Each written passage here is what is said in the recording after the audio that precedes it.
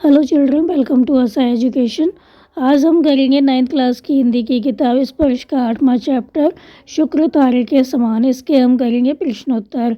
इससे पहले हमने आपको कुछ प्रश्न करवा दिए थे, तो आइए देखते हैं। और प्रश्न क्या है आपके, ये है निम्नलिखित का आशय स्पष्ट कीजिए। यहाँ पर एक पंक्ति दी गई है, उसको आपको देखना और बताना है कि इसका क्या आशय है, इसका क्या अर्थ है, क्या मतलब है। पंक्ति है, अपना परिचय उनके पीर बावर्ची भिश्ती खर के रूप में देने में वे गौरवान्वित महसूस करते थे। इस पंक्ति का क्या आशय है? आंसर होगा, इसका आशय है, प्रस्तुत पंक्तियों में लेखक गांधी जी के जो निजी सचिव हैं उनकी निष्ठा और समर्पण और उनकी प्रतिभा का वर्णन करते हुए कहते हैं कि वो स्वयं को गांधी जी का निजी सचिव ही नहीं बल्कि एक ऐसा सहयोगी मित्र मानते थे जो सदा उनके साथ रहे। वे गांधी जी की प्रत्येक गतिविधि, जैसे कि उनका भोजन है, उनके दैनिक कार्य हैं, उसमें हमेशा उनका साथ देते थे। इसलिए स्वयं को वो उनका पीर अर्थात सलाहकार, उनका रसोइया मतलब बावर्ची, और भिश्ती मतलब मशक से पानी ढोने वाला, पानी डालने वाला, तथा खर मतलब सब कुछ सह लेने वाले खर के रूप में मानते थे। और लोगों को अपना परिचय भी वो यही कहकर देते थे। तो ऐसा कहने में उन्हें बहुत गौरव का अनुभव होता था। फिर है आपका अगला प्रश्न कि इस पेशे में आमतौर पर स्याह को सफ़ेद और सफ़ेद को स्याह करना होता था। इस पंक्ति का क्या अर्थ है, क्या मतलब है? तो आशय क्या है इस पंक्ति का? तो प्रस्तुत पंक्ति का आशय यह है कि जब महादेव भाई और उनके जिगरी दोस्त नरहरि भाई ने एक साथ वकालत की पढ़ाई की थी, तब दोनों ने पढ़ाई ख़त्म होते ही अहमदाबाद में वकालत शुरू की। लेखक का यह मत है कि वकालत के पेशे में स्याह को सफ़ेद अर्थात काले को, जो काले कारनामे होते हैं, उनको उत्तम करार दे दिया जाता है, और जो सही है उसे भी दलालों के माध्यम से गलत सिद्ध कर दिया जाता है। जो व्यक्ति गलत होता है उसको तो दोषी नहीं माना जाता, लेकिन जो दोषी होता है उसको सज़ा मिल जाती है। इस व्यवसाय में कई बार क्या होता है, वकील अपना दिमाग लगाकर सबूतों और दलीलों के बल पर गलत को सही और सही को गलत सिद्ध कर देते हैं, किंतु महादेव भाई ने हमेशा उचित और सही कार्य किए।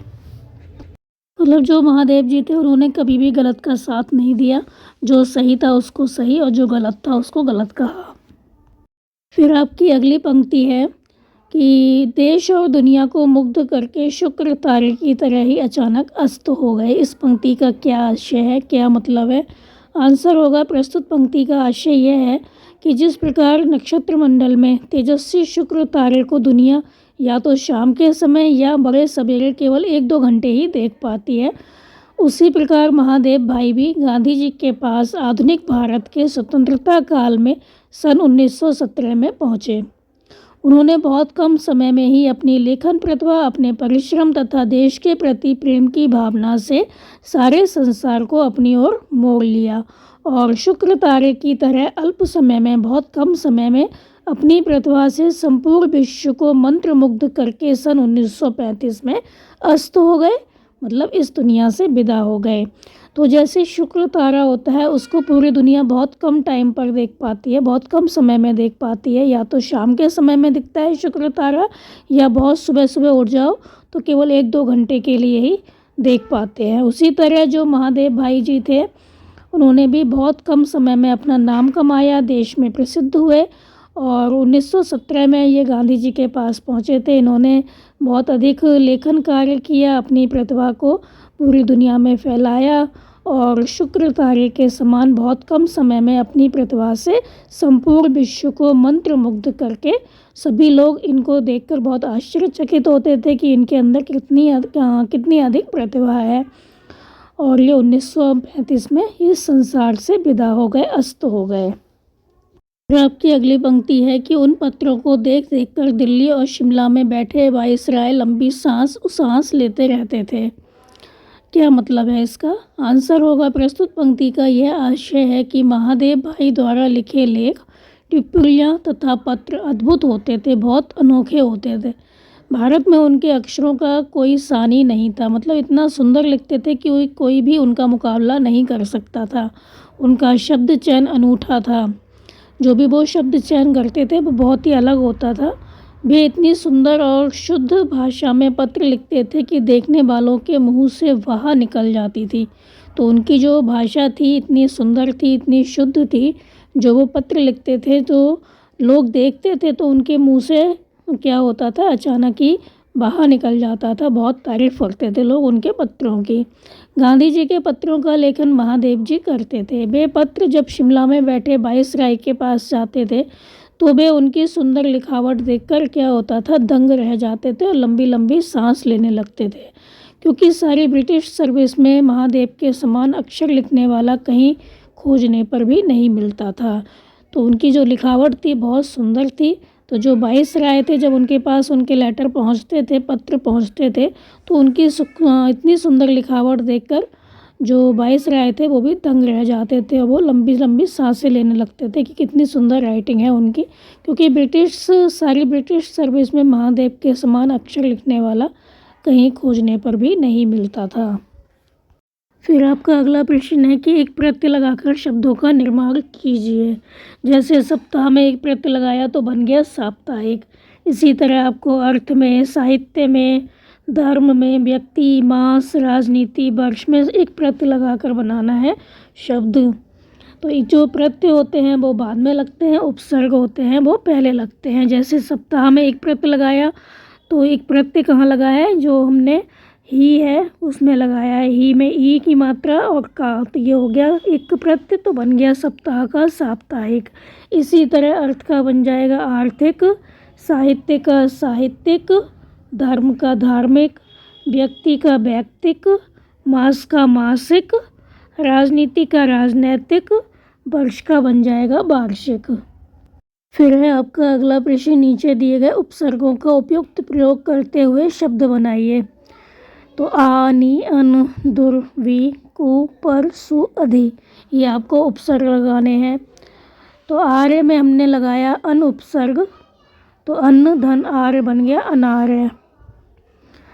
फिर है आगत में लगाया हमने सु उपसर्ग, तो सु धन आगत, ये बन गया स्वागत। डर में लगाया नि उपसर्ग, तो ये बन गया निडर।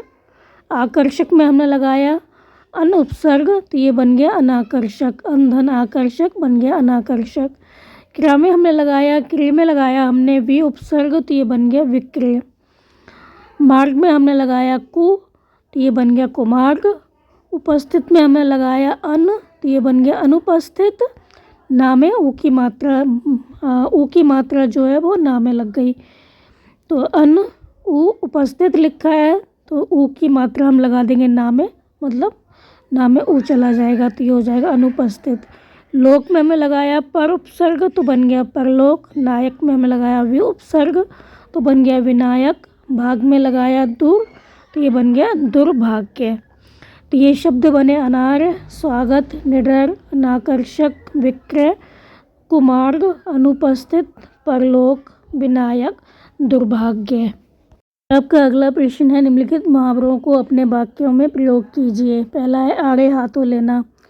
तो ये देर से घर आने पर पिता ने पुत्र को आड़े हाथों लिया, मतलब उसे काफ़ी बुरा भला कहा, लज्जित किया।